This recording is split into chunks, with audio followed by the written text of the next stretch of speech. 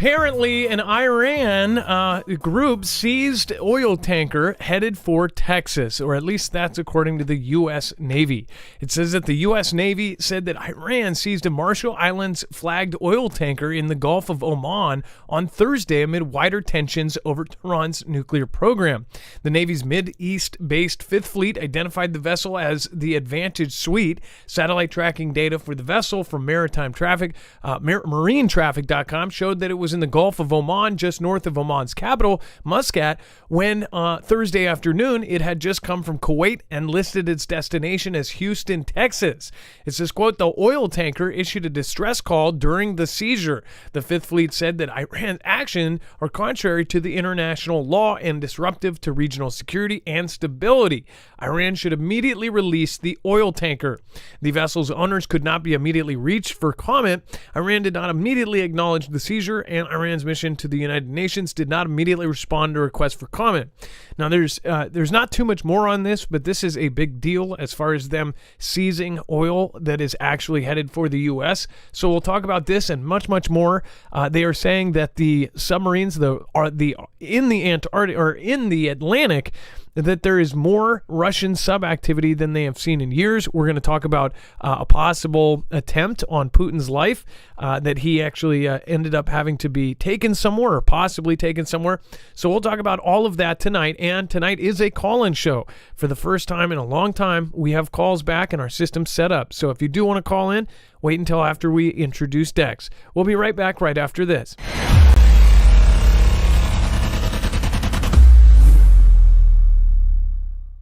Nothing in the show should be considered legal, medical, or financial advice. The views of the callers can differ considerably and do not necessarily reflect my opinion, Dex's opinion, or anyone else who works with the show. You should always do your own research and consult with professionals. The internet is full of fake news, so please take everything with a grain of salt. If you have not already, it helps us out if you end up going through any of our affiliates, and it helps you out if you end up protecting yourself against cybercrime. NordVPN is one of the best and one of the easiest to use. If you do not have a virtual private network, it protects your IP address, which is your online identity, which actually connects to your real address and everything else. It also connects to you. If you know anything about how they are data logging and basically getting your profiles down, you can prevent that by having a VPN. Nord is, again, one of the easiest. Download it. It's like an on switch and off switch. All you have to do. Go to marfooglenews.com/VPN. Not only will you get a giant discount on this, but you will also be helping us. I appreciate your support, and I appreciate everyone that goes through any of our affiliates. Can't say thank you enough.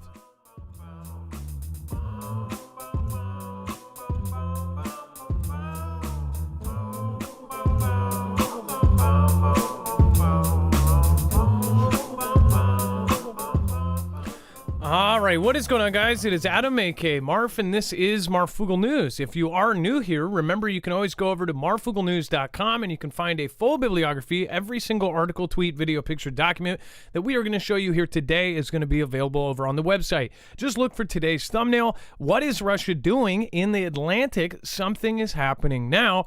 And then you will find every single article, tweet, video, picture, document that we're going to share here. On top of that, there is a whole lot more at the very bottom. There is overflow, all of the political stuff, all of the stuff that will get you in a bar fight if you talk about. Again, that is all down at the bottom, so make sure to go check that out as well. And also just the stuff that just could not fit into the show. Also, make sure to go check out marfooglenews.com/friends. That is where you can find all of our wonderful mods. Make sure to thank them during the show because they're doing an awesome job keeping a whole lot of people peaceful in the chat.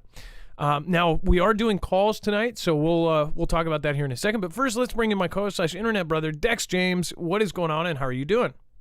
Hello, Adam, and hello, Foogle fam. I am doing just fine. So, okay, let's see here. So we are going to be doing calls tonight. Let me fix this real quick. We finally have the sound system. So about a month and a half ago, we replaced the computer system because it was so bad. It was old. And it was totally outdated, and it would not do certain things like video and guests and things like that. We did that, and then the sound system was not set up to the new computer, and we had an issue that almost no sound guy could figure out. There was a voice going roboto about every 2 minutes if it was coming from a certain line.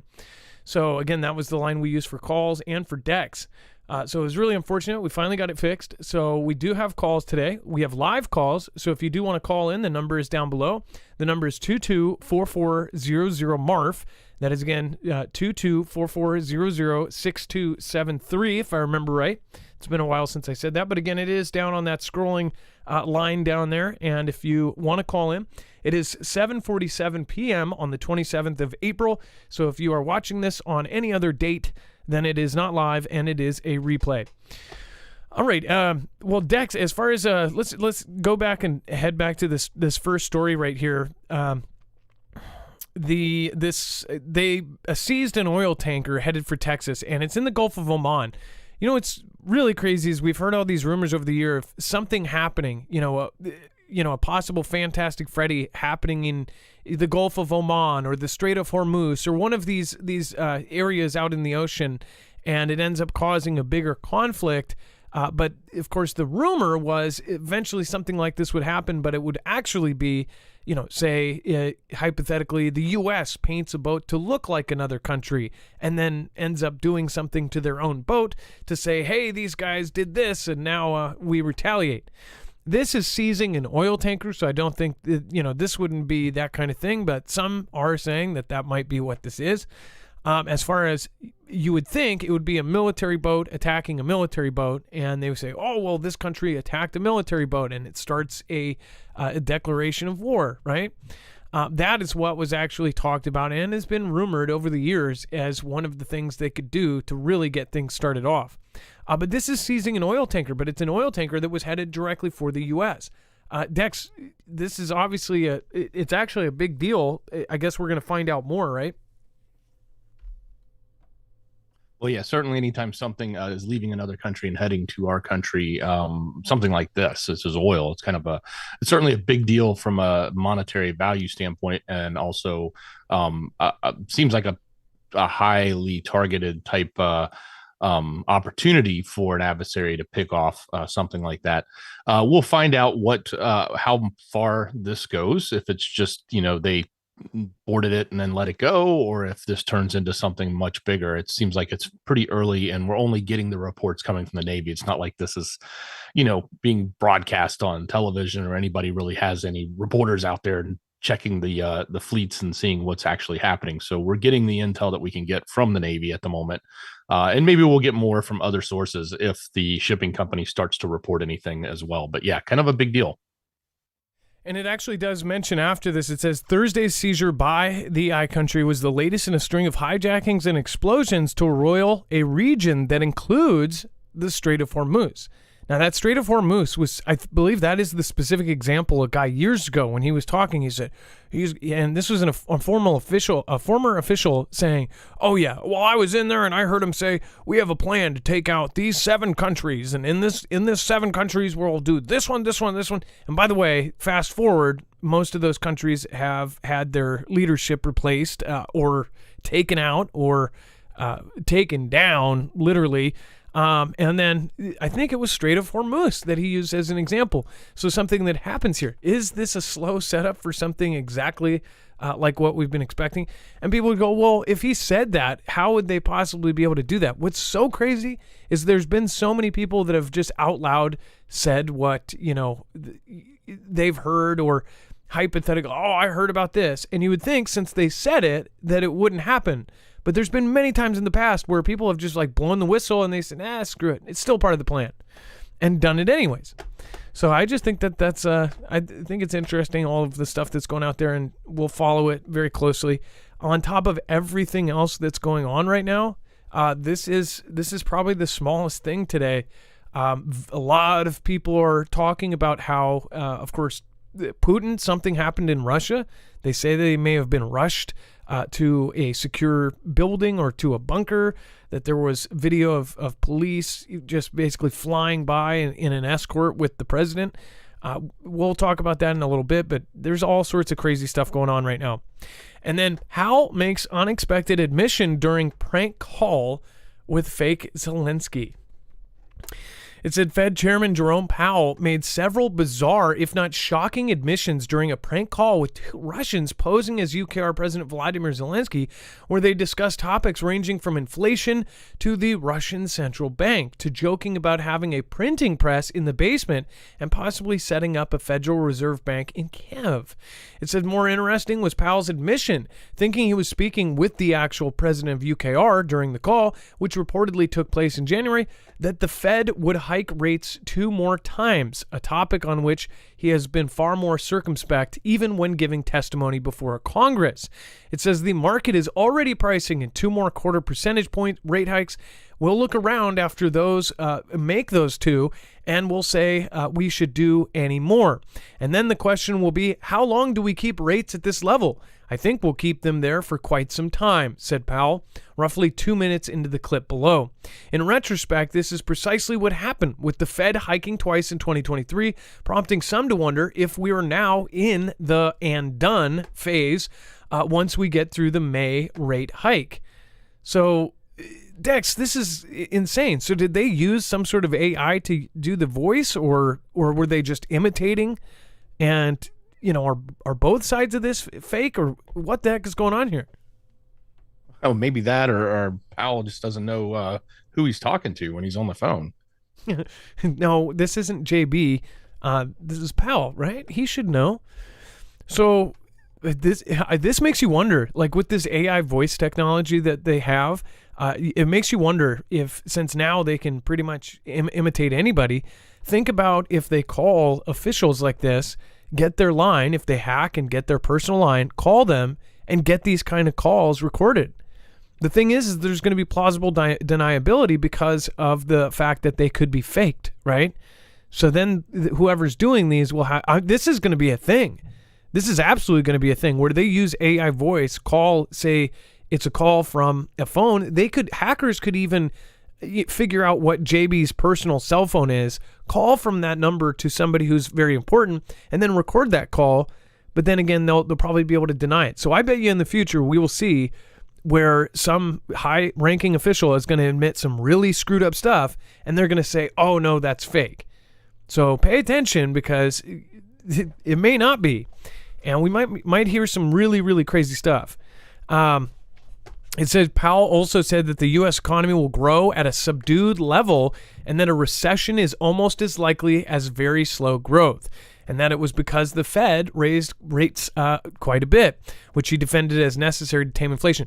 So here's my question. Why is he talking to the UKR president about this? Why, even if Zelensky did call, why would it even talk about this kind of stuff with the president, with him? Unless, that's just weird. What do you guys think? Let me know in the chat below, which we'll go over to right now. Remember, today is a call-in. You can call in today, so I'd love to hear from the Foogle fam.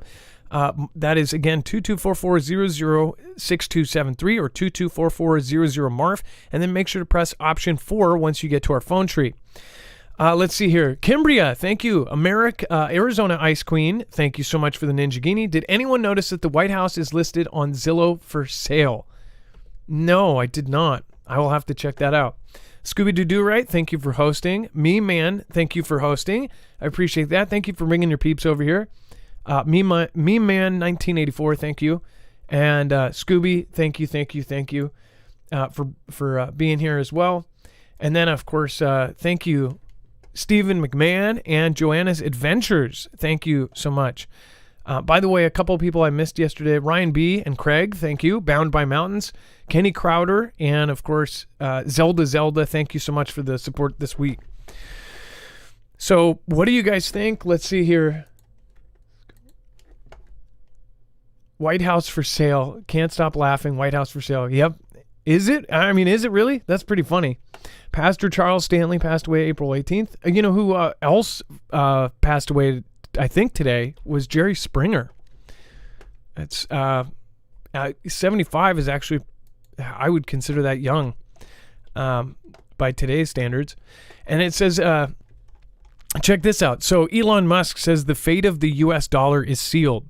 For many weeks, speculation has been circulating about the decline of the dollar, the currency of the world trade, since the end of the Second World War.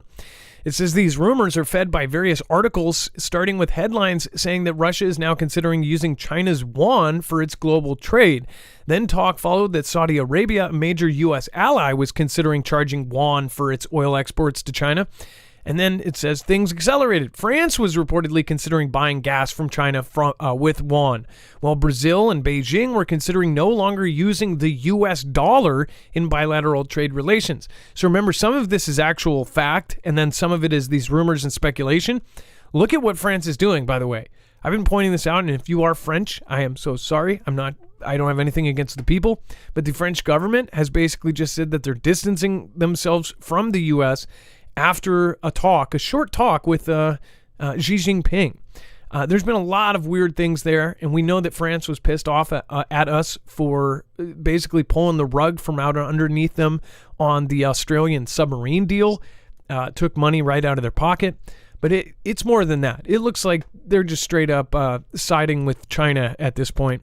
It says the avalanche of rumors about the demise of the U.S. dollar was such that some headlines said that the BRICS countries, an acronym for Brazil, Russia, India, China, and South Africa, were considering developing a new reserve currency. Well, India was in the process of settling some trades in rupees. All this news had a common theme. The de-dollarization of the world economic stage was underway. The greenback had lost or was in the process of losing its place as the top choice in the world trade and finance. This theme suggested it was circulating mostly among conservatives and critics of the policies of President JB's administration. The death of the U.S. dollar on the global stage was inevitable, they predicted. So, again, it says, and this goes over the narrative of it. It says this narrative is basically primarily on the fact that the aftermath of World War II, the U.S. gross domestic product accounted for almost half of the world's GDP, a situation that placed the U.S. dollar as the main currency of global exchange, store of value, and unit for accounting. But the U.S. economy is no longer as dominant as it was, these critics say, so the reign of the U.S. dollar is nearing its end. For Elon Musk, Tesla's CEO, and in his view, the global CEO, de-dollarization is inevitable and the result of the U.S. using currency as a weapon on the world stage. One way the greenback is weaponized is the economic sanctions the U.S. imposes on the other countries. Consequently, the billionaire entrepreneur says other countries at some point will no longer want to use the U.S. dollar to free themselves from dependence on America and its diktats. It says that the billionaire just said in a thread on Twitter. So this is exactly Elon. I actually agree with Elon. They're trying to say here that this is like a conservative or a right versus left thing. And you have seen that they'll do this to almost anything that they don't want you paying attention to, or at least half of the people go, oh, it's just a conservative thing. They don't want people realizing what's actually happening is our dollar is getting taken out in a lot of places. This BRICS thing is more serious than anything, and it will probably be the driver for World War III. If there's even a fighting force or somebody, in power that will actually fight against it. Normally, the U.S. does its all crazy power, and if anybody threatens the dollar, they'll go straight to war to stop it. If anybody tries to, turn their money into a gold-backed money or a currency that would threaten the dollar, they essentially go after them, they take them out, whatever else. And we've pretty much known this. They hide it in every way they can, but it's what happens. And it's crazy to hear Elon Musk doing this because he's got over 130 million followers and people really, really closely follow what he says. So this is definitely something that will even affect stock markets, I bet. And it's them saying it. It says, quote, de-dollarization is real and it's happening fast. The user said dollar share from 73% in 2001 to 55% in 2020 went from 55% to 47% since sanctions launched on Russia. Now de-dollarizing at 10 times faster than the previous 2 decades. Hashtag gold and silver. Which I have been talking about this for people need to look into why gold is protected compared. And again, this is just something you should do on your own, and precious metals and all of that. It says, quote, if you weaponize currency enough times, other countries will stop using it, the Tesla chief said on Twitter on April 25th. So, by the way, I think you're going to hear the narrative that this is all just some old kooky thing, and that might be to try to protect some of the harmful speculation or people panicking and pulling out.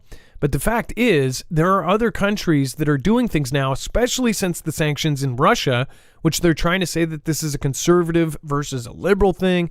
It's not. The sanctions did not hurt Russia like we wanted them to. We know this for a fact. They actually not only skirted around them, but all of their allies helped them essentially make money during this process. The sanctions hurt us in a big way as well. As far as doing this took out huge chunks of money that were flowing around the world. I think that there's a reason that the Pope actually had the Holy See Church bring all the money back. Some of these guys know exactly what's going on right now, but the main majority of public, they're not going to see it until the last minute. And it's partly because of narratives that push back against it.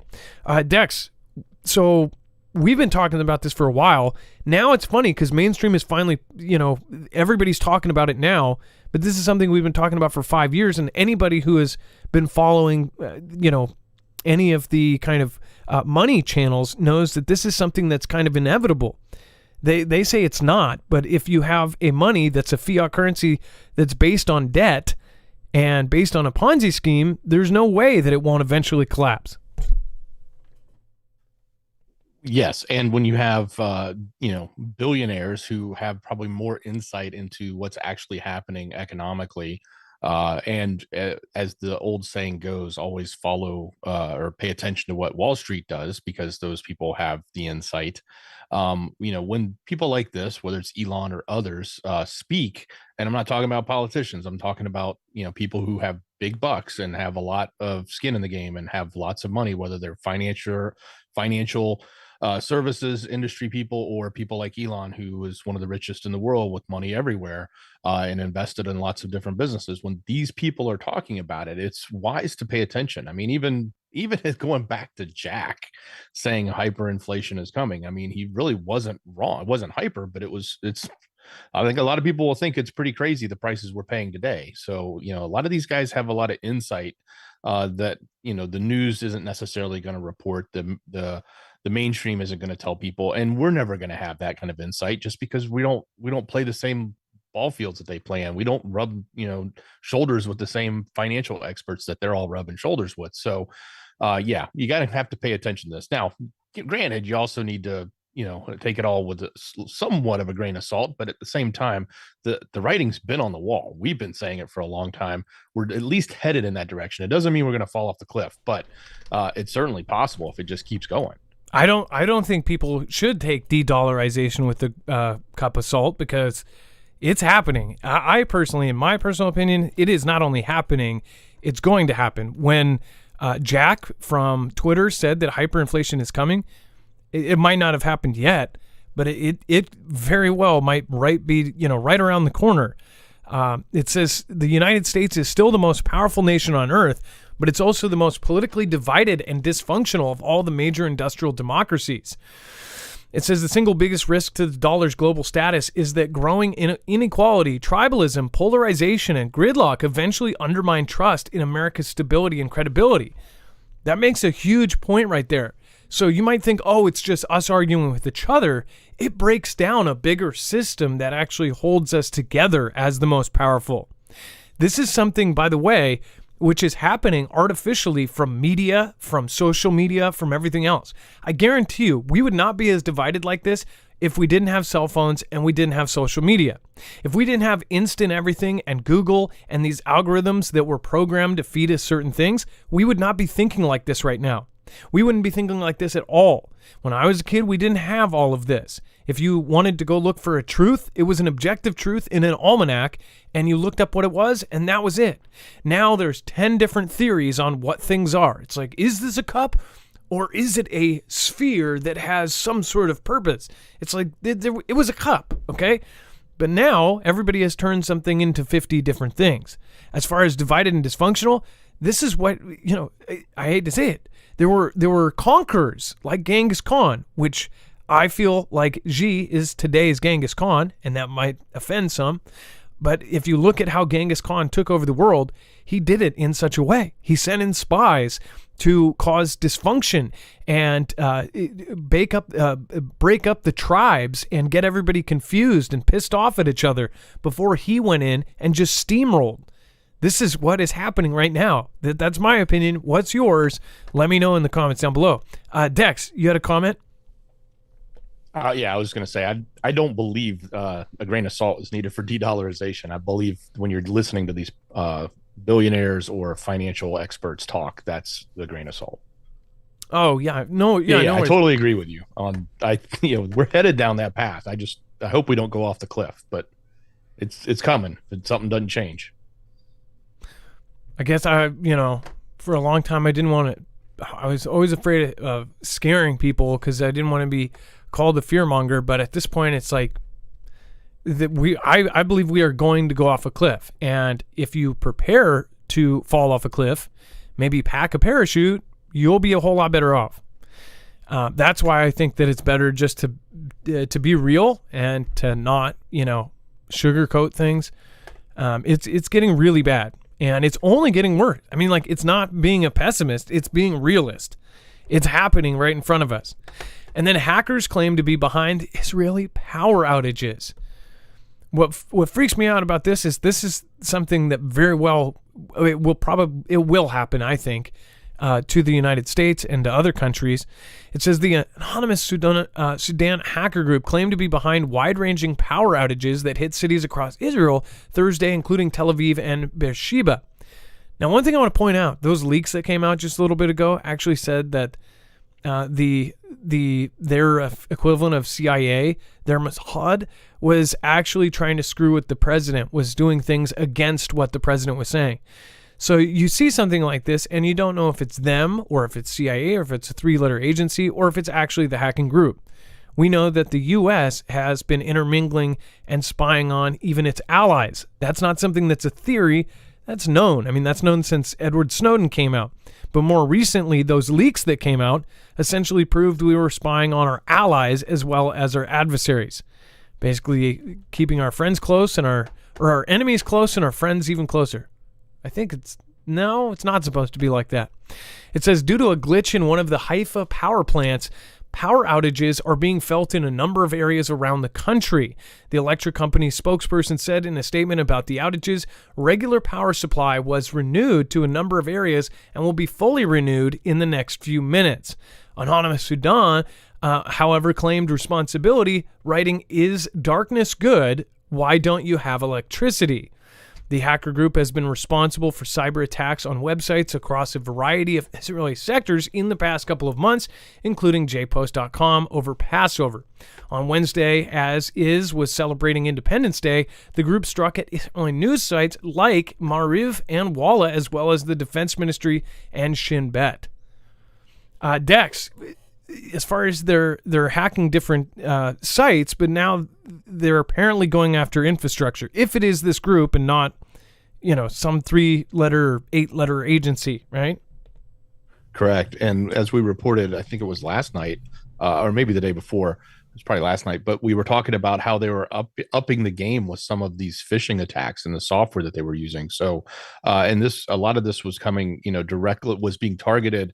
At least what we reported last night was a group from the iCountry that was targeted directly at is. So to see, this stuff actually happening, this could have been set up days in advance. These could have been infiltrations through phishing attacks that gained access that then sat on it until they needed to actually perform something or get through the gates and into the systems that they needed to get through. So there is a big uptick in cyber activity against and I think that will continue.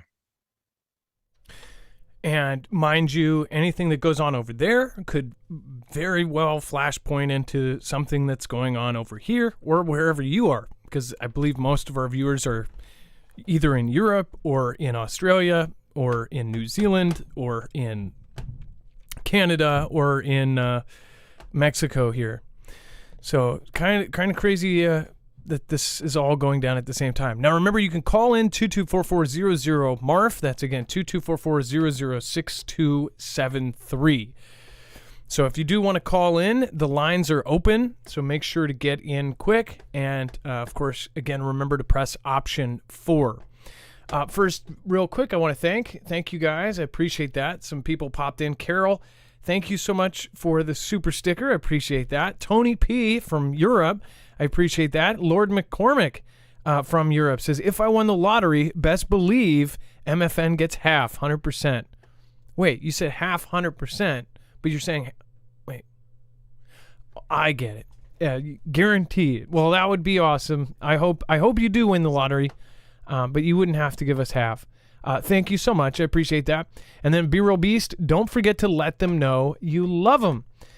It says, hug them and kiss them. This life is only temporary. Keep your peace, and God bless everyone. Be Real Beast, a beautiful message and absolutely true. And then Morton, A.K. Joe, Alaska Joe, says, lots of planes headed to Tokyo and Seoul. Check out Flight Radar. Pretty solid stream of aircraft headed there all day. Just something I think we should keep an eye on. Keep up the great work. So in Morton, Alaska Joe, AK Joe, I'm assuming that's what it means, to Tokyo and Seoul. I don't know. Anything going on with Japan I want to know about. So let me know. I have heard from somebody I believe that Japan will be in a big part of World War III coming up. I don't know how yet. But if you see anything crazy with Japan, let me know. And then Tokyo, and then Seoul. So what's going on in Seoul? So why are they going to Tokyo, and why are they going to Korea? And then Yukavang, LOL, right when your show started, I got a call from China mainland. Like, what the F? Yukavang. They're probably like, hey, watch... I don't want to do that. I could name another channel. Watch so-and-so. A channel that, is horrible. All right. And let's see here. Yeah, watch MSN YouTube channel. All right. Let's see here. Before we go to Biden, we're going to get over the phones. I'm going to keep the screener open. I know that it's been a while. So let's see here. And our screeners got a maintenance thing going on too here in a little bit. All right. And make sure to call in at 224400. I'm sorry, 224400 if you want to call in right now. And it looks like Dex is going to be screening. So before we do that, I do want to remind you guys, if you haven't already, make sure to go over and check out Energy's solar generators. These are the ones that we recommend. All of them are great. They all have different purposes. The new Flex Tactical is not out yet. It is up for pre-order. This one actually has a built-in heater that can run in extreme cold. It was actually designed with the help from the Air Force Research Laboratory. So the military actually helped design this. That is who is using Energy. So these guys are incredible company. They make some of the best solar generators on the market by far. They also make really, really cool and strong expandable generators. These are modular, so they can actually be expanded up to 96 batteries. They can be a portable, take it with you unit, and they work like Lego. So you can actually get the batteries. If you want to build up a bigger system, you can do it a part at a time. So you can get the main unit with a battery or two and some solar panels, and then over time you can actually build it up to be a full-on wall of batteries, or you can keep it as a portable system that you'll always have battery on demand stored with energy. So this is really cool. And then also they have different mods that change the overall performance. So in particular, like the one that's being shown here, I don't know if you see those blue dots, but those blue holes on the side are actually the inputs. And if you get this, the supercharger, you can actually take in, instead of 4 panels max, this triples it. So each one of these can take 4 panels. That way you can actually plug in 12 panels, which cuts the charging time in a third. And it, of course, gets you a full battery in a whole lot quicker of a time.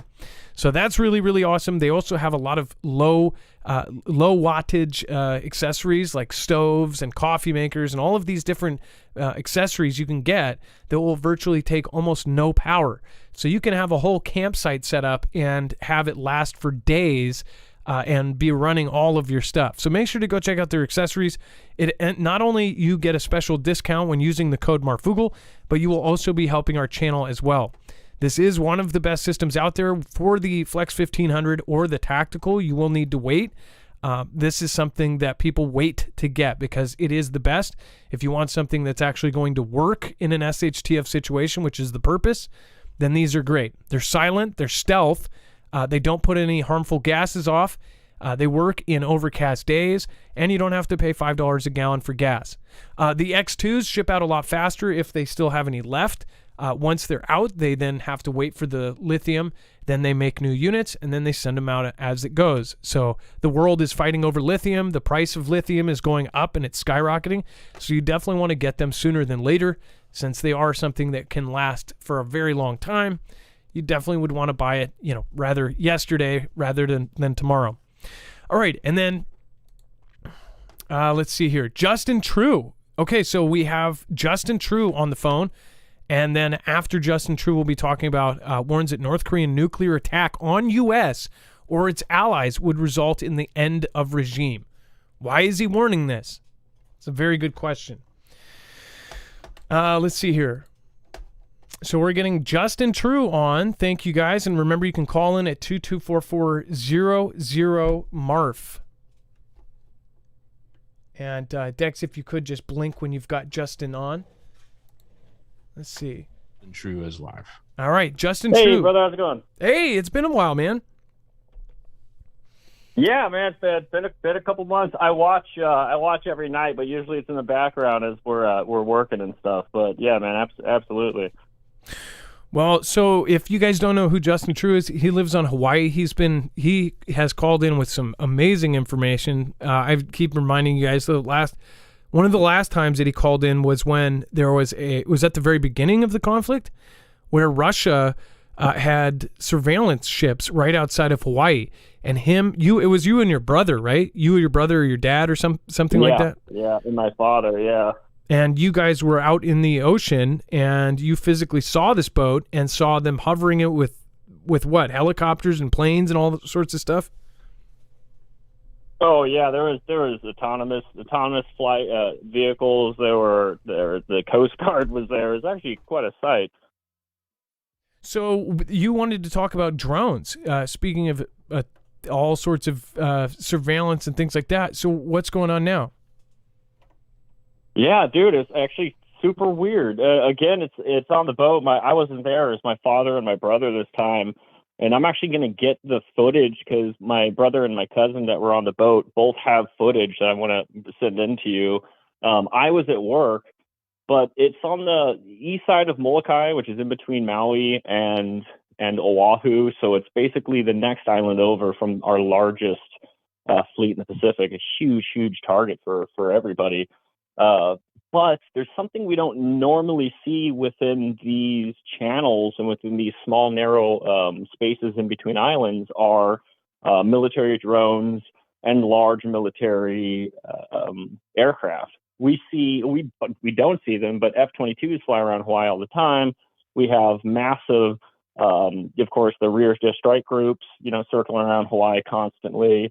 However, seeing these drones, these large Reaper drones and other types of massive drones in these canyons and in these bays and shallow waters have become almost a daily occurrence. While driving from the central Maui over to the west side of Maui, it's almost become a daily occurrence seeing these things. And my brother and my father and my cousin this weekend went to the backside of Molokai, and there's two Globemasters, which are huge, huge aircraft. They're surveillance aircraft, they're transport aircraft. They pretty much are just big aircraft that they can use for a mixed amount of different kinds of ways.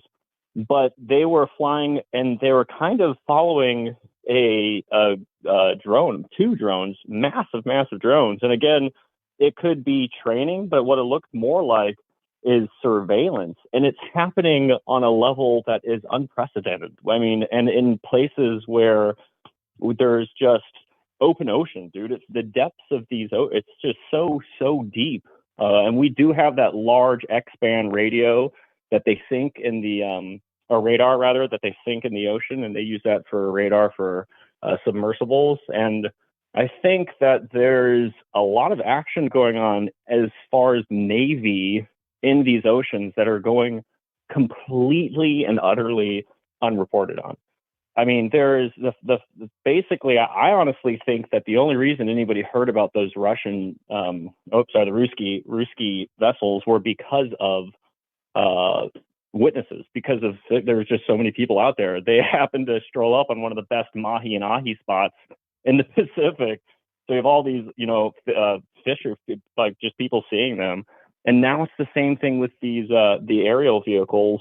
So just calling to give you kind of a heads up. And when I can, I'm going to email you the video and pictures of it because, dude, they're on a 20-foot boat. They're looking up, and they say that you can see the face of the pilot of the Globemaster, which is, again, a massive, massive aircraft. And it's usually not used in these situations unless it's necessary, especially with these large drones. So it's almost as if they're either aerial or submersibles in the area now more than ever. And that's the only thing that anybody here can think of, is that there's just something in the ocean and there's a lot of them, or there's something in the sky and there's a lot of them, because it's normal on the mainland. It may be kind of normal, or people might think, well, I see Blackhawks all the time, or I see aircraft all the time. Well, yeah, it's because if you live on the mainland, you probably live in between dozens and dozens of bases. So from one to the next, even if you live on a coast, there's going to be all kinds of transport flying over you. That might be normal. If you live in the middle of the Pacific, the most isolated place on the planet, 2,500 miles from anywhere, nothing's going to be going over you unless either it's landing there or it's looking for something else. And that's what kind of gives everybody the creeps now, is the only time you have any kind of surveillance in Hawaii, it's usually on the borders, hundreds of miles out, if we see anything. Now we're starting to see these same surveillance vessels and these same surveillance aircraft in our oceans right off coast. Now, it is creepy.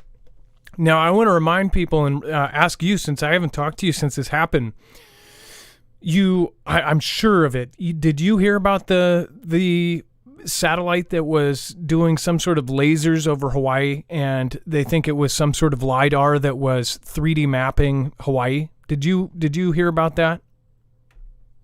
Dude, it was off the coast of Big Island again. So to give you a reference of where that happened maybe 50 miles out, which is nothing. That's nothing, dude. Just basically right next door, right? It was about 50 miles northwest of Big Island, right where, or 50 miles northwest of where we saw the Ruski ships a few months ago, or before the escalation.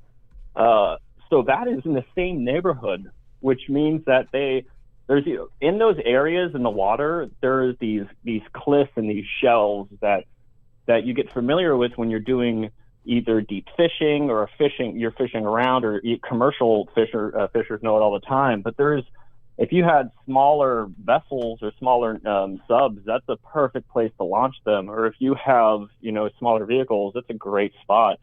But there's been, in that same area is where you saw with the ships earlier. We're having our F-22s are seeing things in the sky. We had that satellite reading, and then not a few months ago, I think it was January last year, in that same place, there was this like mysterious object crashed into the water. So there's all kinds of weird activity in that same area north of Big Island. So have you heard the rumors that China is wargaming to not only take Taiwan, but to take Guam, to take Hawaii, and to take Japan?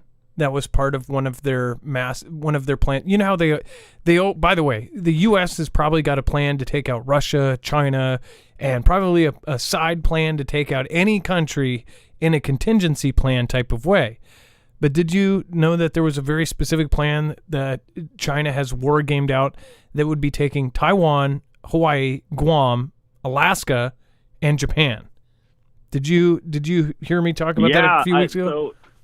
Yeah, totally. That's actually a part of their. It's funny. Everybody talks about the OBOR, right? One Belt, One Road initiative, but there's actually it's a duplicity. There's a second side of that plan that they have established and made very public as a part of their campaign to get people to basically have these horrible loans that they can't pay back. And there's a giant land grab by Panda Bear.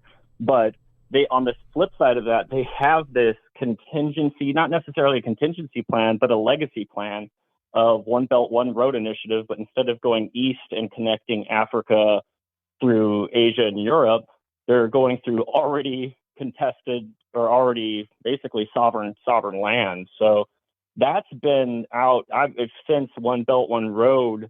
But you're right about us and everybody else kind of having these same kinds of contingencies. I think it was this morning I saw a picture of somewhere in the United Nations or one of the smaller assemblies where they actually had a huge map and a picture of the Ruskies, and it was just chopped up and different flags were all over it. So I think a lot of it can be positioning, and a lot of it is real and wishful thinking, and definitely is something that it's their plan. It's gonna happen. That's what they're putting billions of dollars into for infrastructure and for planning. And I mean, all of the investments they have here throughout politics and throughout even the civilian infrastructure, I mean, it's put in place. So I honestly don't think it's a matter of when or even if. I think it's just a matter of they're already doing it slowly, but so slowly and gradually. It's that boiling frog, right? Oh, here's an island in the Pacific we just made. Here's another one. Here's another one. It's like they're slowly creeping up. And throughout politics and diplomacy, throughout the Philippines, Laos, Cambodia, I mean, Thailand, Guam, you have Midway, I mean, everywhere out there, you have, people don't realize how isolated these areas are, and how if you aren't living in a place where you have a lot of activity happening 50, 100, 200 miles off your shore, like in the Pacific Theater, people aren't going to know what's going on. I mean, you already know that Uncle Sam and all the other governments don't want to tell us what's happening. So if they have plans, or they're even starting plans, and they have naval blockades in places, they're not going to tell you unless they have to or someone saw it. So yeah, I definitely know that that's happening. It's always kind of in the forefront of people's minds here, because just within my grandmother's life, it's been tried, right? It's, you know, we've had the largest theater was in the Pacific prior to World War II. I mean, we were at war, and that had nothing to do with what was happening in Europe. That was all. It's basically Japan was having a land grab and a resource grab, which is what China's now doing. So yeah, I think it's just everybody knows it, and everybody's kind of waiting to see what happens. And that, as far as making islands where they didn't exist before, the Spratly Islands that they made, they just took the dirt from the bottom of the ocean. I don't know if you followed, but I covered how they are now developing a new technology and a new boat, and its very specific purpose is to do what those boats did, but to do it twice as fast. Which it was already incredibly fast. The boats that they were using were new tech, as far as they were these trawlers that would take the dirt and then pile it up, and then they were able to create islands from nowhere. And like you said, they're creeping up. If they just keep making those islands, and when you have an island there, so they've already finished an island, it's got a runway, it's got places, it's got warehouses, then you can actually travel farther out and then make another island, then another island, then another island. And you're not that far from a resupply or from fuel. They've stocked all of those islands with fuel, and then as they creep out, they can make those islands even further out, and then all of a sudden they're in our backyard, and these islands, which are in international waters, but they don't see it that way. They say, hey, these are our lands. We've got our people there. They even have people living on these islands. There's apartment buildings. There's, industrial places. They're building things there. There's factories now there. So if they do that, and if they actually start working with different countries and having manufacturing done on some of these islands, then they will have a case in a few years that will be their land. So that's what's great. It's crazy. It's they're going to be able to build those islands twice as fast in as little as a year and a half. So you're talking about 3 or 4 years out, we're just going to see islands popping up out of nowhere ruled by China. That's something people have to pay attention to. Absolutely. There's the Paracel Islands are just like the Spratlys, but they're moving in the opposite direction. And there's outpost after outpost on these islands, which are just artificial islands that they create, large artificial reefs essentially. And if people say, well, why doesn't the international community do anything about it? Well, you don't realize that how hard it is to get anything to work in international courts. And a lot of the times they're actually saying that these are environmental or research facilities. So you can Google Earth and see the Spratly Islands and the Paracel Islands. There's more outposts on the Spratly Islands and the Paracel Islands combined than there are on Taiwan itself. I mean, it's huge what they're doing. And again, it's that slow. If you make 4,000 acres of new land a year, and then in the ocean, and you also get a buffer zone of 20 miles or 30 miles on each one of those islands, then that's just a new 21st century or almost 22nd century land grab. How else are you going to do it without creating the land to grab yourself? Yep, exactly. Well, so by the way, Justin True, it's always a pleasure to talk to you.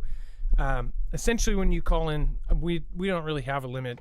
You've been around since the beginning of my channel, so I just want to say thank you for sticking around. And you have always tried to bring us awesome information, and you only really call in when you have something really good. So I appreciate you, and I'm of course praying for you and your family to be safe out there in Hawaii, because I know that's one of the biggest target areas. But I'm, no better off in Washington with Boeing and all of the places that are making this military stuff. So we're a big target as well. But I hope that everything is safe out there, especially after that laser incident. That's creepy. Yeah, man. Yeah, no, likewise, brother. I think it's been 5 years since I've been watching you and following you, and it's honestly been a great length of my life, just learning and growing with the Foogle fam and the community, and it's bolstered not only my intelligence and grasp on the world, simply listening to you and having these minds melt and having all the synthesis in this great community you've created, but also my faith, growing in faith. There's so many people in the Foogle fam that have such strong faith, and learning from those relationships and just learning from each other has been an absolute blessing in my life, and I'm pretty sure everybody else who's been a part of this feels the same way. So our thanks to you, our thanks to Dex, our thanks to all the mods, and thanks to each other, because dude, there's few communities out there with the integrity, the soul, and the outlook as this one does. So much respect to you, and again, I appreciate it, man. And if I do see anything, and again, I'll give you that email. I'll shoot you out an email with photos and videos so you can take a look at it if you want to revisit this. But yeah, thanks, man. I appreciate your time. All right. Well, thank you, Justin True. If you guys want to check him out, he's also on the Friends page as well. If he's had a long time channel over there as well. Make sure to go check him out. He always does. He always has awesome calls. So thank you so much. And so this is absolutely nuts. So Biden warns North Korean nuclear attack on U.S. or its allies would result in the end of the regime. Now, of course, this is saying like, oh, well, if you did something like that, it would be the end of the regime. Why is he even saying that? He doesn't need to say that. If nobody takes North Korea seriously, then why would he even be responding to something? So it says that President JB on Wednesday warned that any North Korean nuclear attack on the U.S. or its allies would mean the end of whatever regime launched such an offensive.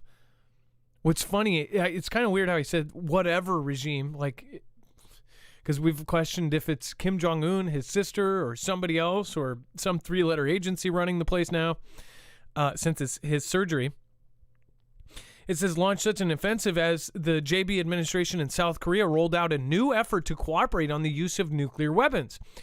Just yesterday or the day before, we covered that they essentially are going to be putting nuclear submarines in South Korea. They're putting nukes back in South Korea.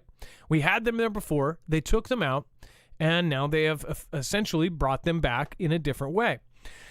It said, look, a nuclear attack by North Korea against the United States or its allies or partners are unacceptable and would result in the end of whatever regime were to take such an action. And this was actually the president saying it. I think they cut out a lot of the things. Like, I think it's supposed to go, look, a nuclear attack, and they were on my leg, and I was in the shower in North Korea against the United Pizza allies and partners, and dog pony face. Yeah. But that's the best impression I've got. But apparently his comments came as the two leaders announced Washington Declaration, which I thought was weird. The name of it is actually Washington Declaration. If you look it up, you would have thought that there would be something else in the past that was called Washington Declaration. A declaration is usually a declaration of war. But it said the Washington Declaration, an agreement between the U.S. and South Korea to strengthen nuclear deterrence efforts in response to escalatory behavior by North Korea. The agreement lays out that the U.S. would take steps to increase its visible deterrence efforts, including through a U.S. nuclear ballistic submarine visit to South Korea for the first time in decades. So they keep saying it's a visit, like it's just going to stop by, say hi, and be like, hello, we'll kill you, and then leave. But some believe that it's going to stay there permanently.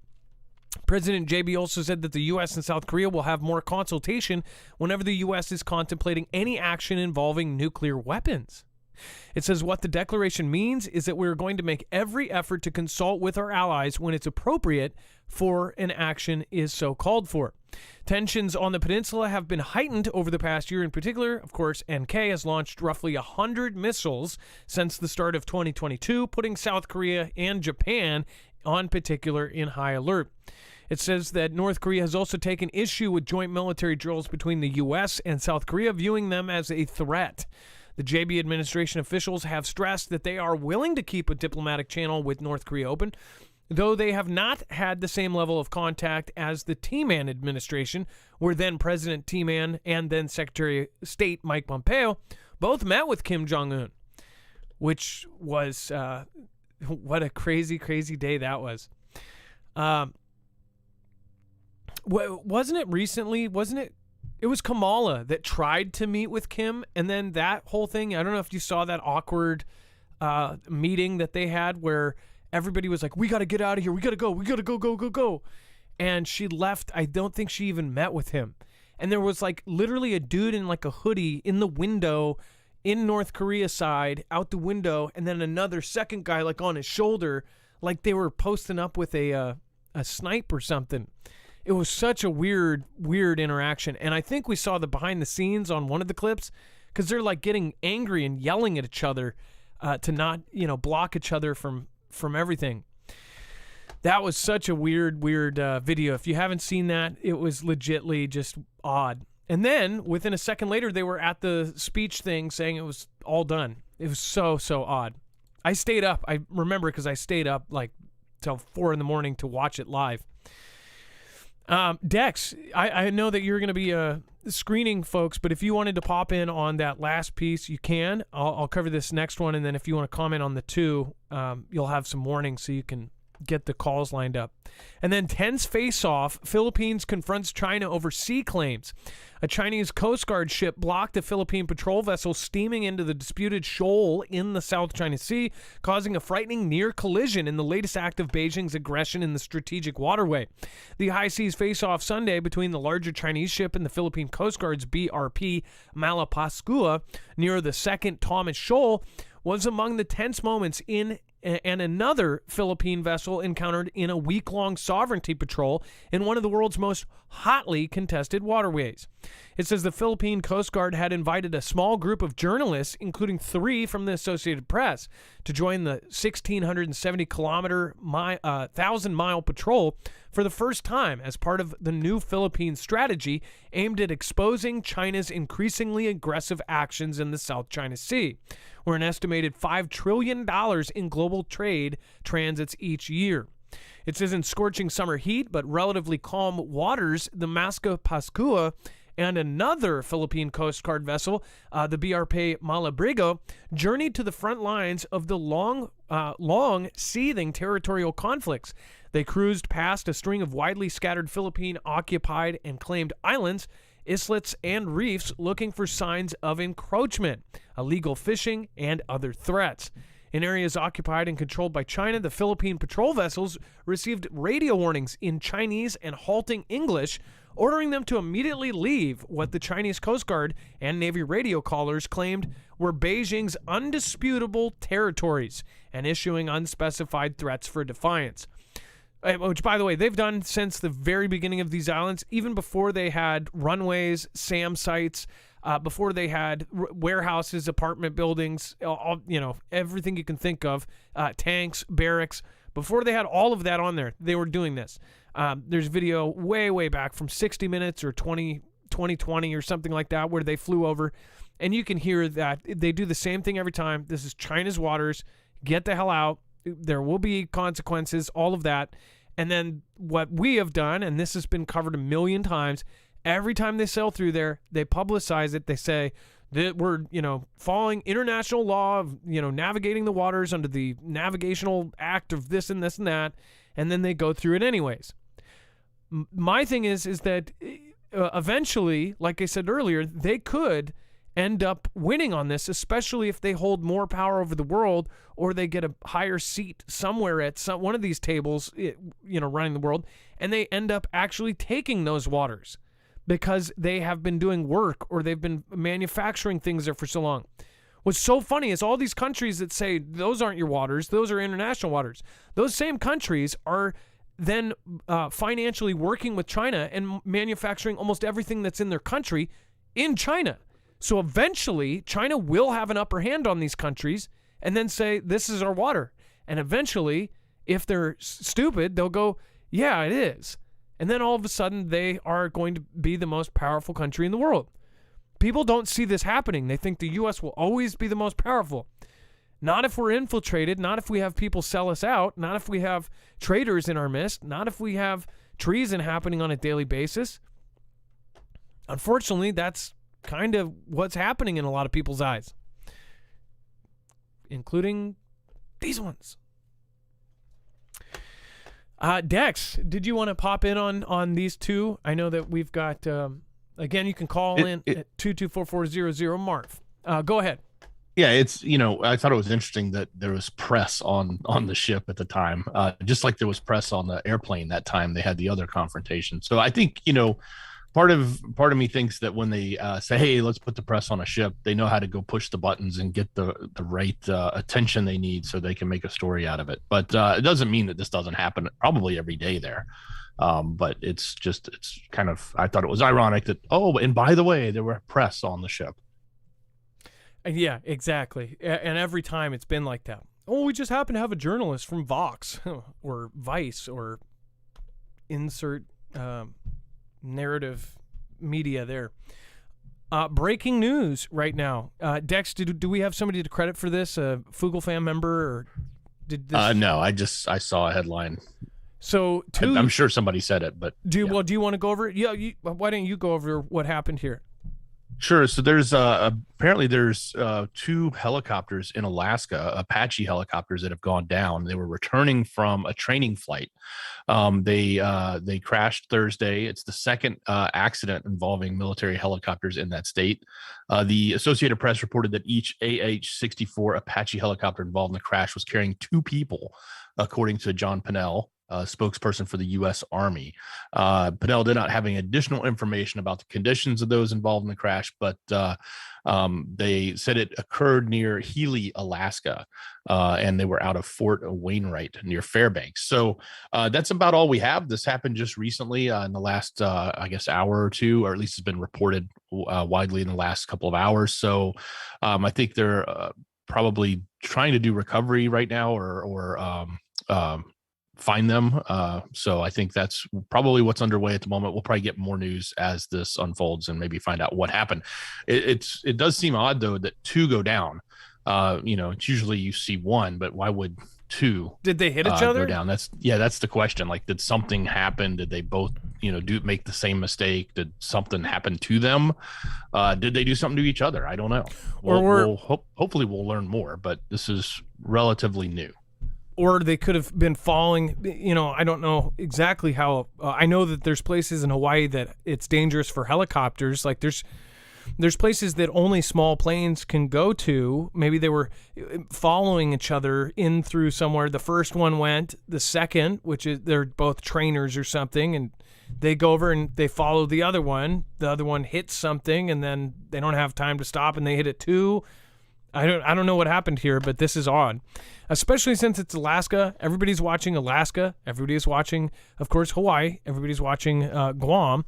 If something happens there, you never know, especially with the activity that is going on in the oceans right now. And let's see here. A Russian inspector satellite appears to be chasing a secret U.S. military satellite in a game of cat and mouse. There's definitely something going on above us, and we don't know exactly what it is yet. But this is why we tell all the Foogle fam, keep your head on a swivel. We've talked about it in the last week. We've talked about how satellites were falling out of the sky for some reason. There was a report of one Starlink that fell out, and that during that same report, it was reported that 14 others were apparently on their way down too. That ended up, they spun a bunch of stuff. There were several objects that came out of the sky. We've had space junk fall down several times where it's reported as, oh, it was just space junk.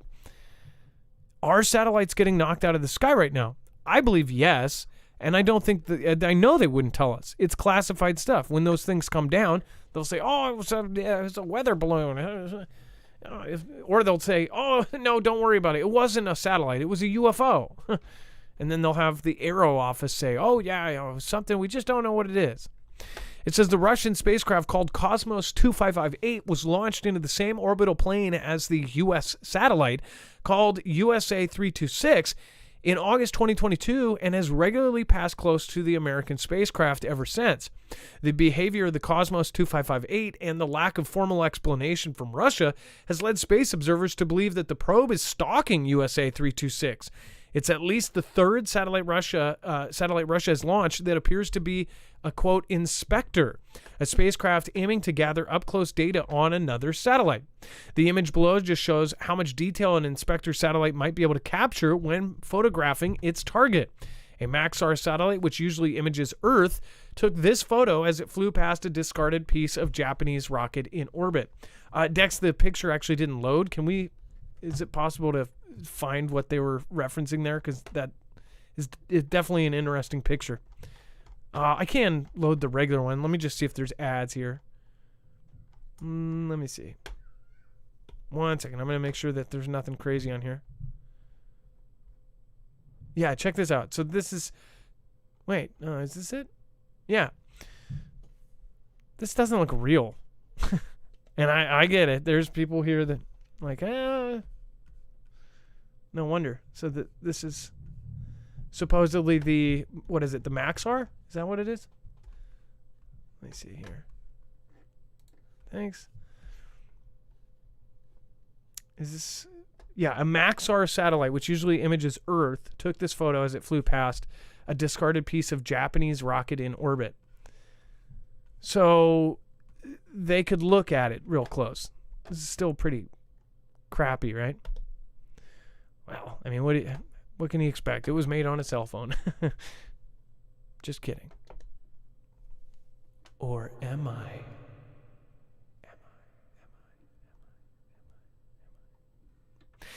Says, that's just amazing. Jonathan McDowell, Harvard astrophysicist, told Insider about the Maxar image. And that's for a satellite that's not designed to look at other satellites. It was designed to look at Earth. If Cosmos 2558 is the inspector, it seems to be designed specifically to stalk and preferably gather data on USA 326, then it's probably getting even better imagery. Spacecraft have spied on each other for decades. All you have to do is launch your satellite into a higher orbit than the satellites you want to observe. But Russia appears to be trying a new method of stalking particular targets, and it's not clear why. That's really irresponsible behavior, General James H. Dickinson, commander of U.S. Space Command, told NBC News after Russia launched Cosmos 2558. We see that it's in a similar orbit to one of our high-value assets for the U.S. government. I'm not siding with anybody here, but I bet you we would do the same thing to them. It's if the any government sees another government with some sort of spy thing in the sky, they're going to go, okay, well, we need to double spy on them. They need to know what the heck the thing is. So if the later on it explains how they can do this, supposedly, and of course, there's some interesting stuff in there. But the point is, there's a lot of activity going on with our satellites. There is always the possibility that one of these days, some sort of big event goes off. Many of us have worried about an event that would happen all at once, something that has been planned for possibly years or decades, that all of our GPS, all of our satellites would get knocked out in a single blow. This is something that we've talked about because China, Russia, and even others, smaller countries, have been working on things that can destroy satellites. Devices that could possibly even laser and blind satellites, or actually go and grab them. China has, I believe China or Russia, both of them have the same thing. They have one that can grab on, crunch, and pull a satellite out of orbit. If once it pulls it out of orbit, it can screw up, do whatever else. And they also have one that can basically impact it and destroy it. They also have lasers from the ground that they can either burn it up or blind it. So this is something that will be talked about way more in the future as they develop technology, or say they develop technology to do it. So kind of a trip there. And then remember, you can call in today, 2244-006273. That number is scrolling down below me, so make sure to call in.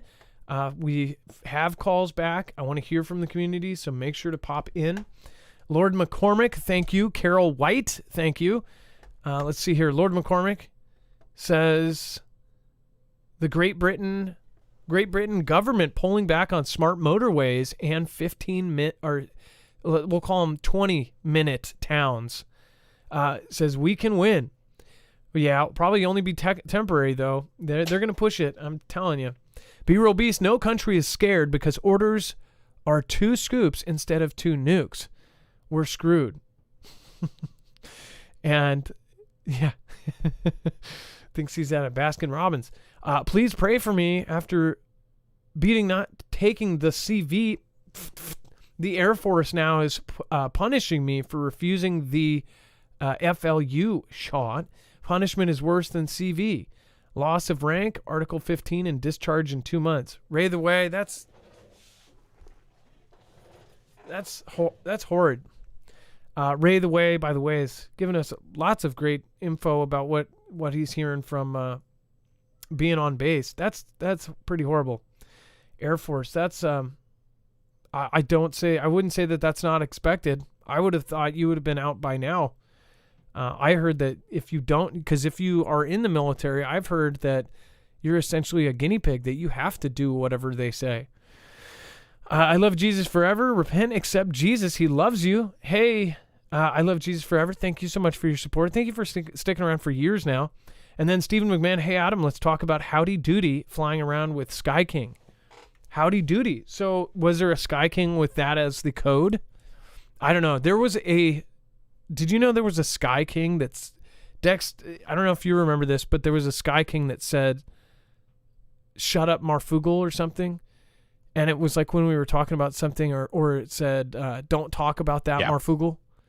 It was a reported Sky King on EAM Watch, but there has not been one this year. Last one was in 22, probably around July of 2022 was the last Sky King on EAM Watch. So the EAM Watch, like everybody saw this, and of course, many people didn't know how it works. They're seeing a Sky King, and we were talking about really sensitive stuff. And I think it might have been around the Nashville thing. We did get like insane information about an event that went back down there, and we even tried to contact at the time Project Veritas because it was bigger than us. It was way bigger than us. And it was like a dangerous type of thing. But it ended up working out. But there was some crazy stuff that went down. Back when that happened, there was an EAM watch that said, like, be quiet or something. It said silent. It specifically mentioned us. So everybody was like what the heck is going on? It was pretty freaky for me, but then I found out I think anybody can be part of it or something, or write one of those, or they can be on some sort of group. But it was freaky to see a Sky King, because that was when we were all following all of the crazy Sky Kings that were going on too. Military messages, basically. All right, and then before we talk about the Russian subs in Atlantic, it says more active than we've seen in years. I do want to remind everybody, if you want to protect yourself against an EMP, this is the best way to do it. This is a device that can be wired into your car, your truck, your boats, your motorcycles, your ATVs, anything that you want to keep running. You can get an EMP shield for, wire it in, and it will ground the signal from an EMP or a CME, a Carrington level plus event, in less than 500 trillionths of a second before it can fry your device and keep you running.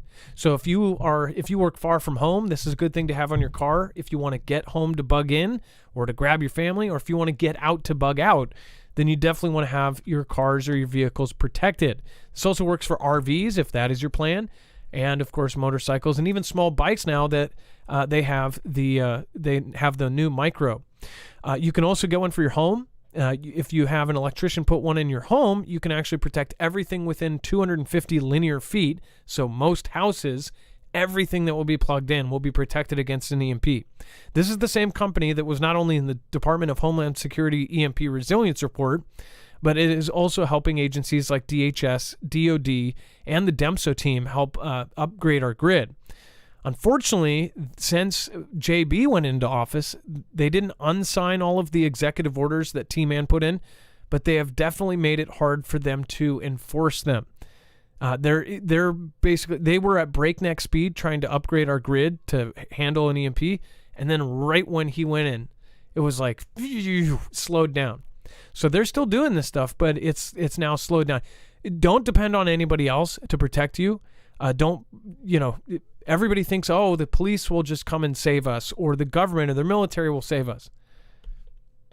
I would protect yourself, and make sure to have this as part of your survival arsenal, especially if you have generators. This can go on gas generators, and in fact, the Flex 1500 is the only solar generator that you can get an EMP shield for. So make sure to go check it out. marfugglenews.com/EMP. Veteran-owned business, 100% American-made. It's Keystone military tested, and again, it will also get you a huge discount, $50 off per device, that will stack on top of any sale they're doing, and it will help our independent channel. We're on our own. We don't have a multi-channel network. We have the Foogle fam, so thank you guys.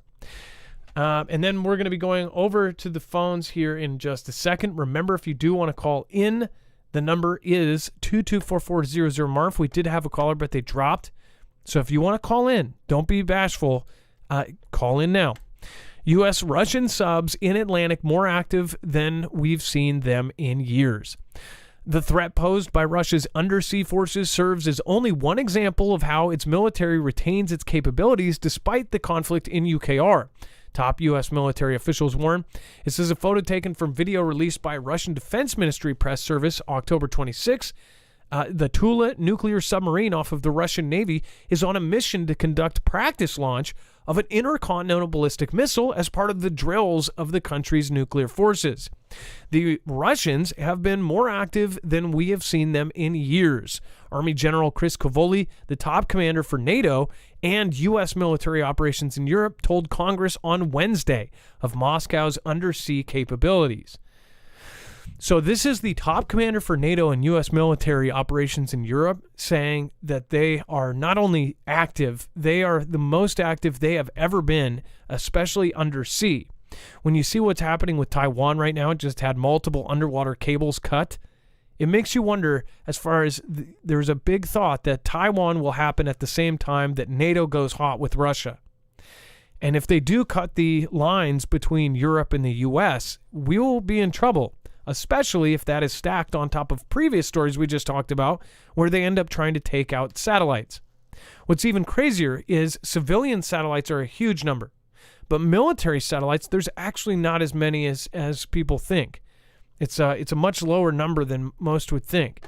You take those out on top of having some sort of hack on civilian satellites, then all of a sudden you've got a blind country that can't communicate.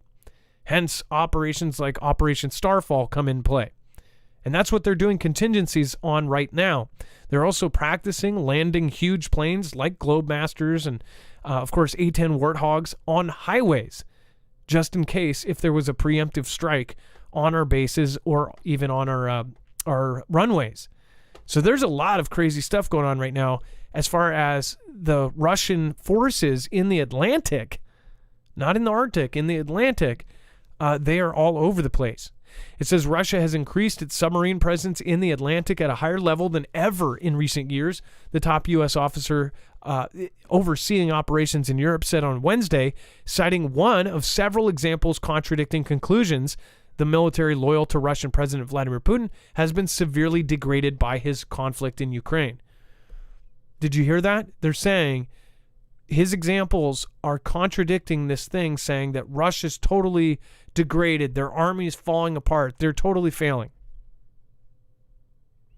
Don't be stupid and believe that. The Russians have been more active than we've seen them in years. Army General Chris Cavoli, the top commander for NATO and U.S. military operations in Europe, told Congress on Wednesday. Their patrols in the Atlantic and throughout the Atlantic are at a high level most of the time, at a higher level than we've seen in years, Cavoli testified, and this despite all efforts they are undertaking in UKR. Mind you, UKR has not taken out a single one of their subs. They have the scariest subs next to the U.S. They have the biggest fleet next to the U.S. I don't believe China has nearly as many as Russia. Russia's submarine fleet is one of the scarier things because in recent years, the U.S. even said and admitted that these Russian subs now are very comparable to our own as far as quiet, undetectable, and deadly. So this is something to pay attention to. These, especially when they have focused a bunch of their research on, say, torpedoes that can cause a tsunami, or torpedoes that can travel unlimited distance and actually steer and hit targets in or out of the water. Imagine a torpedo launched that goes, say, 2,000 miles underwater, then goes up and out of the water, launches, and hits a building on land. That's what they have now, or at least that's what they say. So it says that through analysis have expressed concerns about Russia's submarine forces in recent weeks. They have largely centered on the recent attention the Kremlin has focused on its Pacific Fleet, which conducted massive drills last week and which Moscow analyzed and claimed last week has high readiness. Those maneuvers were seen as part of acknowledgement of Moscow and Beijing's increased partnership. Putin previously raised concerns in the West in January when he dispatched surface warships to the Atlantic Ocean, including those the U.S. believes can fire hypersonic weapons potentially capable of defeating American missile defenses. Russia fields 11 ballistic missile submarines, which analysts previously assessed it deploys largely off its Arctic coast. Cavoli's comments come in time of growing consensus that Russia has severely harmed several key elements of its military power through President Vladimir's decision to invade UKR. And of course, they had to put him without provocation. A string of high-profile and embarrassing failures since have exposed endemic issues within the Russian Ministry of Defense. Now, mind you, there are problems that they've even admitted. But one of the narratives is that they're just completely fumbling, their tails between their legs, they're going to completely lose. They're planning to just basically leave the leadership to evacuate in a plan called Noah's Ark, and they're just going to give up at some point. They're telling you that they're failing miserably, that they're just, by the masses, just running into a steel wall of UKR will. Not to pick a side, because it's not about a side, it's about the objective truth, that not many of us believe. With the hand-me-downs that NATO is giving UKR, and even if they're really willful and just the morale's through the roof, you're still looking at one of the most advanced militaries on Earth, next to the U.S. and China. So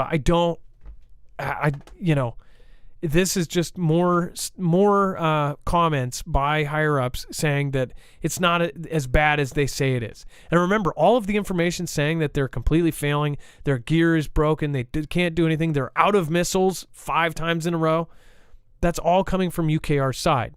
UKR and Russia both went to the same school of propaganda. They used to be very close. They know how to put out misinfo.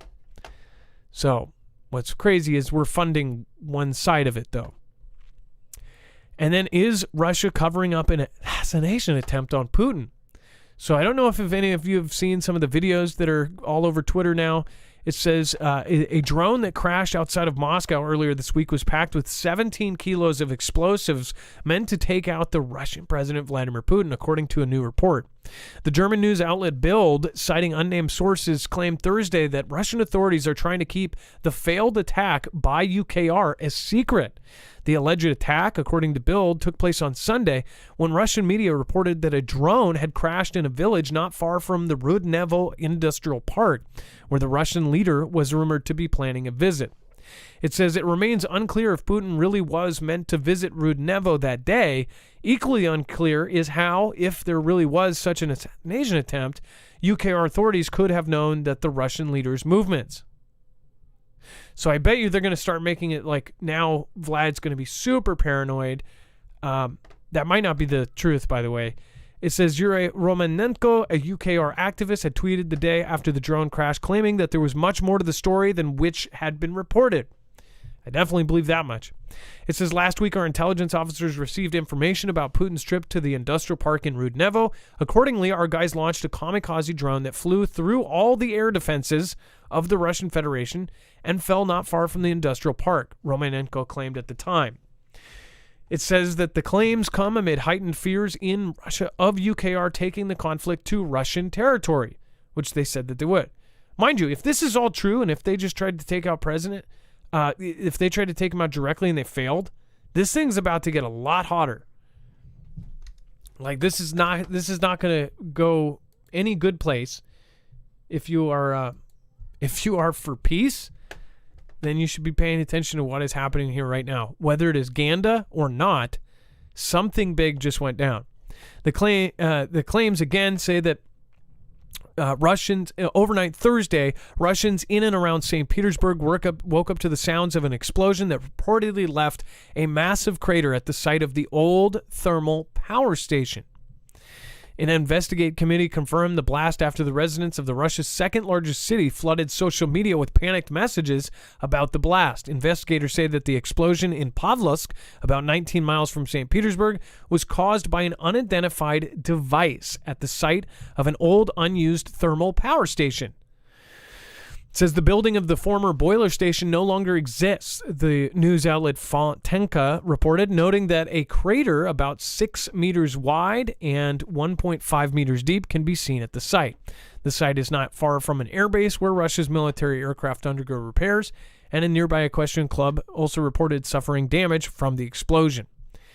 It says a worker at the club told local media that he'd felt the shock wave from the blast, adding that, let's just say that if it had happened any closer, I would not be talking to you. So if this has truly moved into Russia, and these videos are of possible attempt, this thing is about to get real crazy. That's my thoughts. What are yours?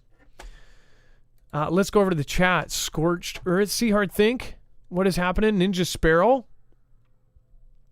Brian Knight, what is happening? Mingles, East Tennessee Preparedness. East Tennessee Preparedness, I hope you do, says, I'm late, going to back up and watch it for them. Yes, you absolutely should. There's some really, really big stuff today. Let's see here. Chatty Fanny, hello, nice to see you. Ecto1, Flip TK, take care of y'all. Love worketh. No ill to thy neighbor. Therefore, love is the fulfilling of law. H. Young says, I want Hollow Earth so bad.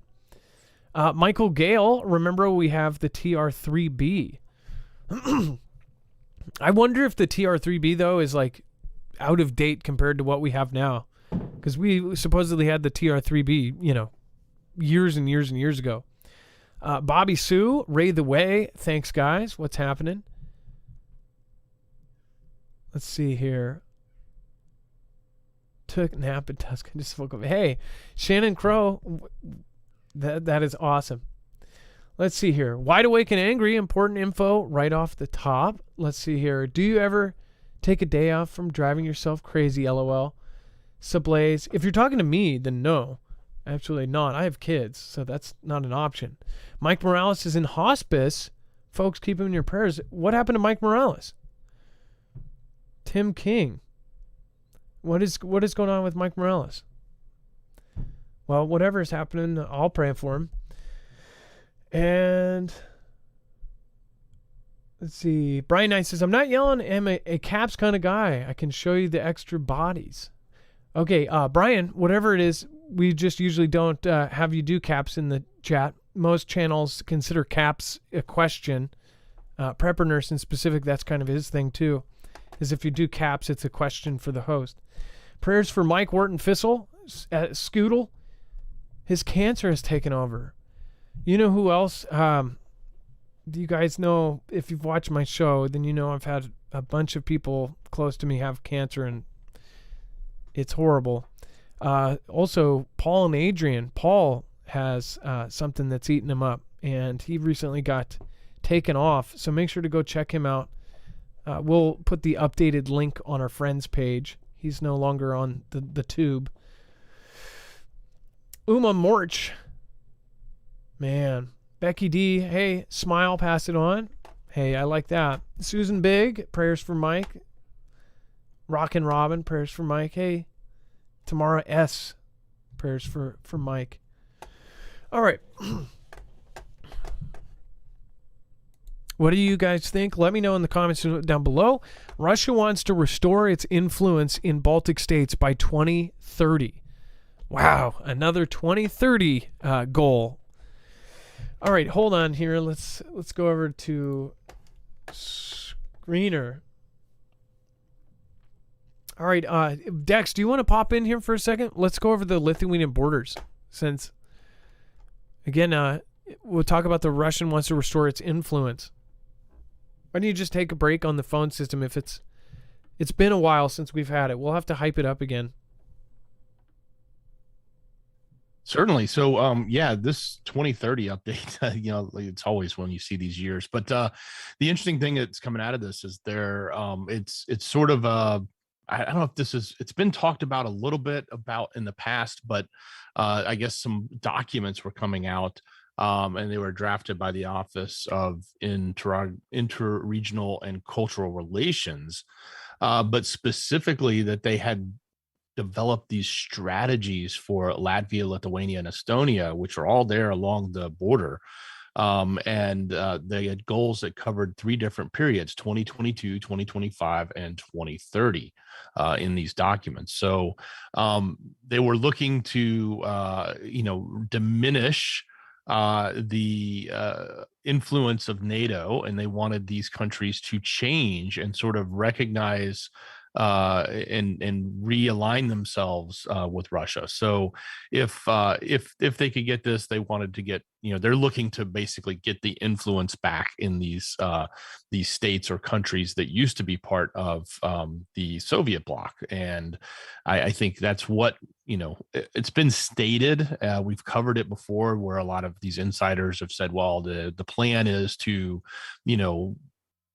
reclaim and get back the rest of the groups and the organizations of states that used to be the USSR. But I guess here we have some official documents that were sort of drafted up that talked about this. So more specifically around those dates and around those specific countries. So, we've talked about Moldova in the past, as well as even as far as saying if it was in one of the, I think it was Belarusian's president that had a war map up that showed if as they made it through UKR, they were going to keep going, and the red lines just sort of, the arrows just drew right into Moldova as if that was the next place they were headed.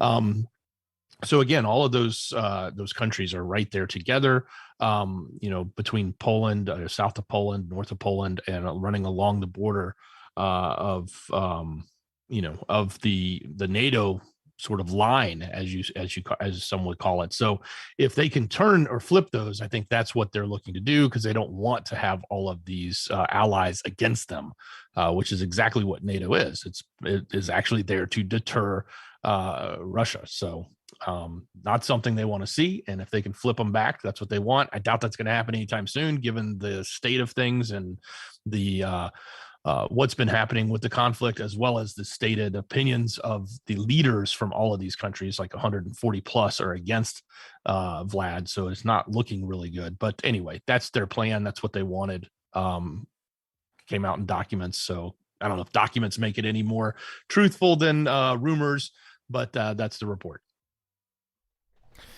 Yeah, so obviously there's so many rumors. There's rumors that they, want to take over the world, that they only want this area, that this area. We're just gonna have to wait until things play out. And there's a lot of things that we can't really change, but we can focus. We can't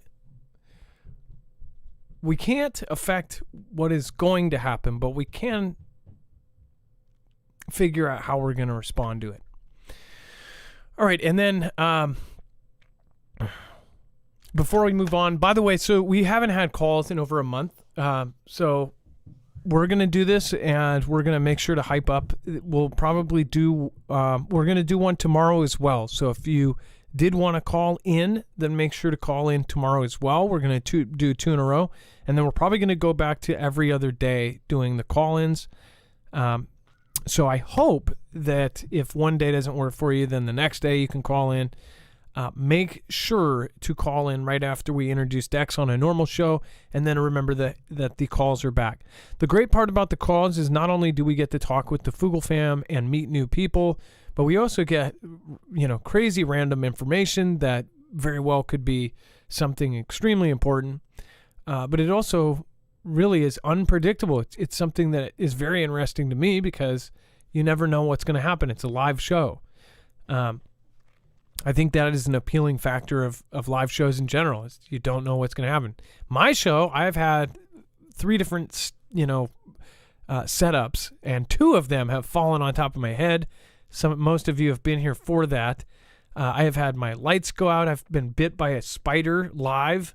I've had all sorts of things. I've had baby kittens born while I was on air. So it's a fun thing.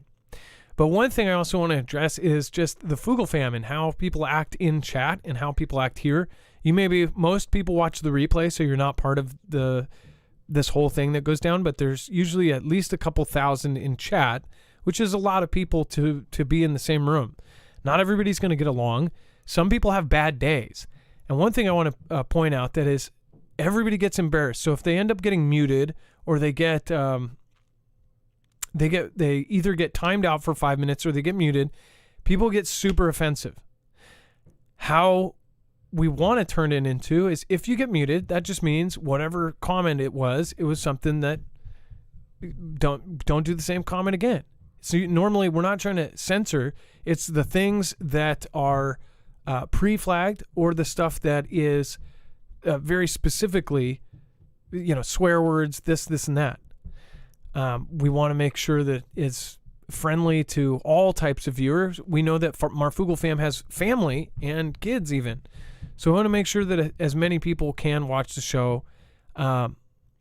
But as far as like having it done like that, the mods, so say if the main rule is don't talk trash about other people. Don't put down other people.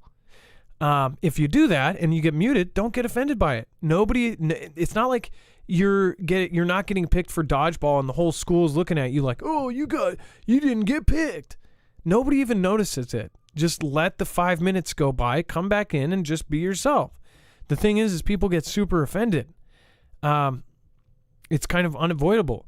But if you do put effort into trying to be a part of this and really try to work with it, then you have all of these people that are trying to come here in a positive mood. If you have a bad day, we usually forgive you and we try to have you come back. Or if you really just turn into a jerk, we still give you a chance. Like, everybody here has had a bad day. Everybody here is dealing with stuff from kids to cancer to ailments, to people dying, losing jobs, losing their home, living on the streets. Like, there's people of all backgrounds here, and this should be a safe space where you can come and have fun with your friends, talk about the stuff you normally can't talk about at work or with your family. And if somebody says something that goes against your absolute belief, then you should go, wow, that's an interesting theory. Here's why I think here's my theory, and here's why I believe it. Instead of saying, here's why that's wrong, you can say, here's why I believe what I believe. Like, it's just, don't put other people down. It's a simple concept. And the more that everybody participates in this, the better and better it gets. Then you come in and it's like everybody is greeting each other. Everybody's having fun. Everybody's like, hey, it turns into something that makes, it really makes you feel good. When people came here, especially when we were at the peak of like just really a tight-knit community when we had the Discord, it was awesome. Everybody was pushing everybody up. I mean, it's something that I really hope we can get back to that point, like exactly to that point where everybody is positive and not putting other people down. There's no purpose for it. Everybody is divided. Everybody is screwed up right now. We don't need that. It's not going to get us anywhere. We're not moving forward. We're arguing within our own communities. All of the communities are arguing with each other, and we're really under the same people. It's kind of like, we all agree that the people above us are holding us down. Then why are we fighting with the other people that are all being whipped as well? It's just stupid.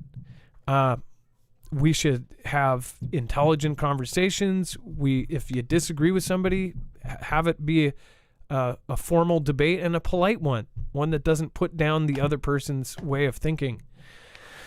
Because everybody is in a different place of where they're learning, and there's some people that it's probably their first day. There's some people that are just waking up right now to the fact that we've been lied to our entire lives. Think about that. Think about when you first figured out that almost 99% of what's being said right now is total bull. It's a scary thought. And then once you do wake up, you can't go back to normal. So when somebody comes in that's normal and says, oh, I don't believe that, give them a minute. They're basically coming out of the Matrix, and they've got to get all the tubes pulled out and freaking realize what's happening. And I don't have all the tubes out, right? You coming out of the Matrix is a real thing, I think. I mean, it's literally like I'm not all the way there. There's things I learn every single day. And that's the point. We can learn if we listen. We're not going to learn if we're yelling. So I hope that everybody can make it a more peaceful place here and really take it seriously. It's not just a channel. It's a group. It's a really great community. It's an awesome place to be, especially when everybody is putting effort in.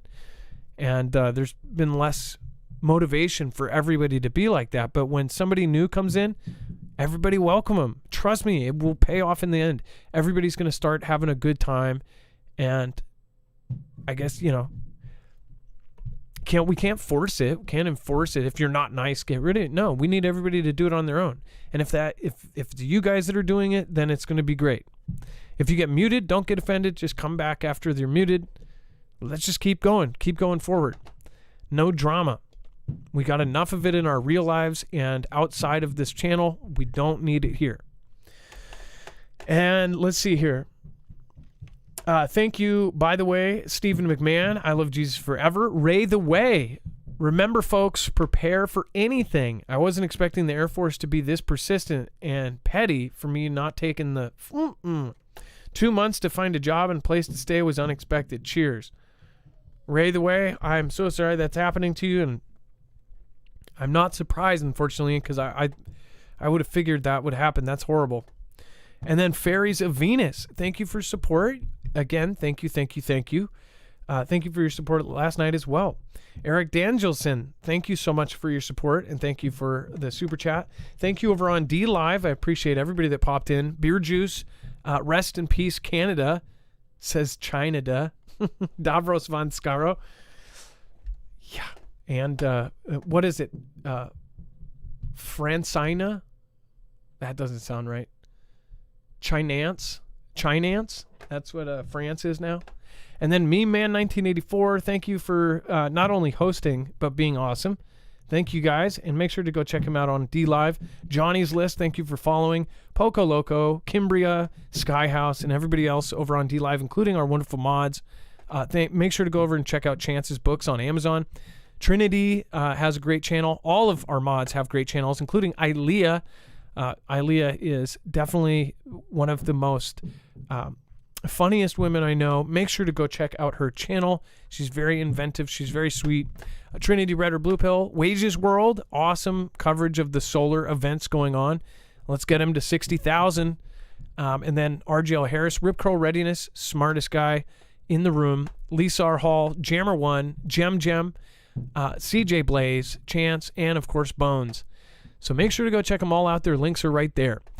Dex, is there anything you want to add in from the entire show? I know that you were off trying to figure out the phones again. And then, no, I think we covered it pretty well. But definitely a lot of things happening right now, and all signs are pointing to make sure you're prepared. That's for sure. And speaking of which, if you haven't already, make sure to go over and check out marfooglenews.com/prep. It's a good resource for affordable, freeze-dried food that will last 25 years. On top of that, you are also going to be supporting our channel at the same time. It's a great way to support the channel and get yourself prepped at the same time. This is freeze-dried in Mylar bags, sealed, and then in buckets if you do end up getting anything over a 2-week. That way you can store it wherever you would like, keep it in your bug out location, keep it in your basement, put it somewhere safe, and it is good. You don't have to think about it. The 3-month right now is actually going to come with an Alexa Pure Pro. And again, that's a $275 value. That is a professional water filtration system, a gravity-fed water filtration system that can do a whole lot of water in a short amount of time. So if things do hit the fan, that would be a great system to have in your arsenal, and it comes for free right now with the 3-month supply. Also, they have smaller packs. You can get a 72-hour kit, a go bag kit, a week. You can get 2 weeks. You can get all sorts of different packages there, and all of them will be ready to go, and it definitely takes a whole lot less space when it's freeze-dried and sealed like that. You can have 3 months of food take up the space that if you went to the store and got that, it would take up an entire closet in 2 buckets. So make sure to go check it out. And then also check out the anti-radiation tablets. They have those as well if that's something you're worried about. They have gadgets. They have everything. marfooglenews.com/prep. Dex, let's go over the web only. We've got lots of crazy stuff going on down there as well. Certainly is. So if you're new here, go to marfooglenews.com, click on the thumbnail for the show, or right down below in the description is the show notes link. If you click that, it'll take you to this webpage with all the news we just covered. And down below, you'll find this overflow section with the rest of the story, the extra content, as well as below that, you'll find the caller information. So, but what's been going on, the rest of the story, we've got, of course, as Adam said earlier, Jerry Springer has passed. There's commentary about who's going to replace Tucker. Our current president apparently had some more gaffes, which I guess that happens quite often, but couldn't remember a trip to Ireland, and they're saying could not remember his one of his grandchildren. We do have that continued political coverage there across the runners for 24. That's there. There's also the whole SpaceX thing with the big launch that blew up that seemed to have problems, but also it's had a lot of problems on the ground. So now they're saying it's towards part of the state park. And the feds are obviously, as we reported yesterday, are investigating this at a much greater level now. Some other updates here around potential astronomers trying to detect new radio bursts, 25 of them that are coming out of space. They're trying to figure out where those are coming from. And some other interesting stories, including what's happening in UKR. We've got, the additional coverage. A lot of that's kind of Yanda pieces, but some of that stuff's there. If you want to know what's being reported, what's going on, that is all there and much, much more. So if you head over to marfooglenews.com, click on the thumbnail for the show, or down below in the description, just click on that show notes link. You can find the rest of the story. I can't believe this one. Record 1 in 4 high school students are this way or that way. So if they are, that's fine, but do people not see that that might be artificially being pushed? I don't see how they couldn't. How in all of history does this happen in the last 10 years? That's just something's totally crazy about that. IRS carrying agent in all 50 states. That is scary. So lots of really great stuff up there. Actually saw possessed nun crawl up wall like squirrel. Overpower 6 men. Don't miss it. Thank you, everybody. Make sure to go over and check it out over at marfooglenews.com. And make sure to pop up the wall and overpower 6 men. Wait, what? Oh, no. That's something else. Have a good night, guys. Be safe. Be prepared. Thank you, Dex. I appreciate you. Much love. Great job, brother. It's time for the shoutro. It's not an outro. It's not a shout out. It's a shoutro.